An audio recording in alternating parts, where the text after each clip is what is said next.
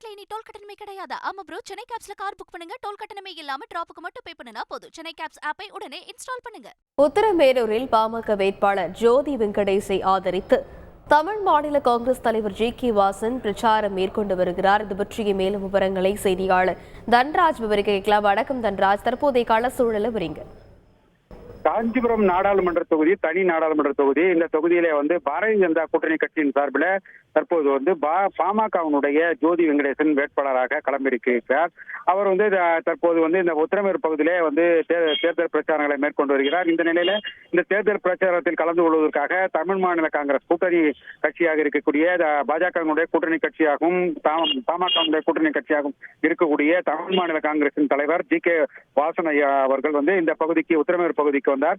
வருகை தந்து கூடியிருந்த பொதுமக்களுடைய பஸ் நிலையம் அருகே ஏராளமான பொதுமக்கள் கட்சி தொண்டர்கள் கூடியிருந்த நிலையில அவருக்கு முன்னாடியே திறந்த வேனில் என்றபடி பேசினார். பேசிய போது இந்தியா கூட்டணி தலையில்லாத கூட்டணி, தலைமை இல்லாத கூட்டணி என்றும், திமுக கட்சி அந்த தேர்தல் அறிக்கையை தெரிவித்து விட்டு நிறைவேற்றாத கட்சி என்றும் சாடினார். குறிப்பாக சொத்து வரி, பால் வரி, பத்திரப்பதிவு வரி உள்ளிட்ட பல்வேறு வரி விதிப்புகளை அதிகரித்து இருக்கிறது. அதன் காரணமாக அந்த கூட்டணிக்கு வாக்களிக்க கூடாது.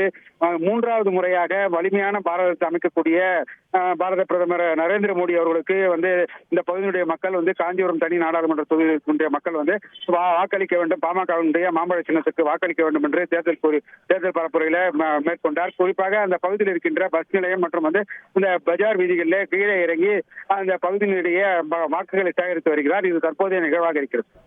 விரிவான விவரங்களுக்கு நன்றி தன்ராஜ். தமிழ்நாட்டுல இனி டோல் கட்டணமே கிடையாது. ஆமா ப்ரோ, சென்னை கேப்ஸ்ல கார் புக் பண்ணுங்க, டோல் கட்டணமே இல்லாம டிராப்புக்கு மட்டும் பே பண்ணுனா போதும். சென்னை கேப்ஸ் ஆப்பை உடனே இன்ஸ்டால் பண்ணுங்க.